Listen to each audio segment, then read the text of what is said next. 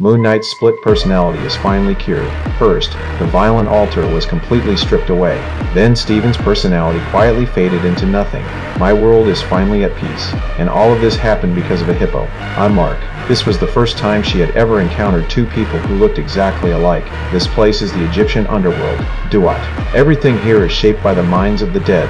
My mind created a mental hospital. I pushed open the door in front of me and stepped into the real underworld of Duat. We were about to board a sandboat heading to paradise. But before that, every soul must face Anubis's judgment. Your heart goes on one side of the scale. The feather of Ma'at goes on the other. If the scale balances, you enter paradise, the field of reeds. If it tips, you get thrown off the boat. But when our turn came, something went wrong. The scale kept swaying back and forth. That meant the heart wasn't whole.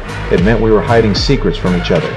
So we had to go back to the mental hospital to face the memories we buried long ago. First, we walked into a cafe full of frozen figures. They were all criminals punished by Moon Knight.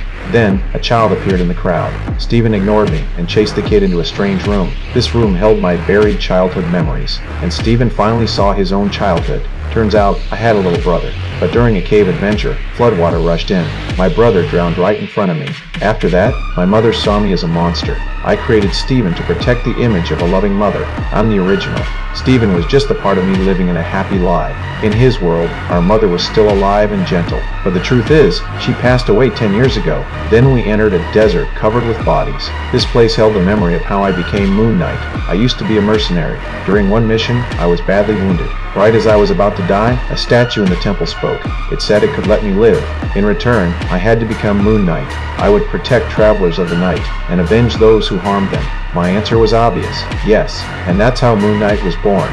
That was every secret I had been hiding, but the scales still wouldn't stop shaking. At the same time, sand creatures burst from the ground and swarmed the boat. These things couldn't be killed. No matter how hard we hit them, they kept coming back. I was about to be dragged off the boat. That's when Steven finally broke free of his fear and charged in. He gave his life to save mine. And at that exact moment, the scale finally stopped. It settled perfectly in balance. I had arrived at paradise.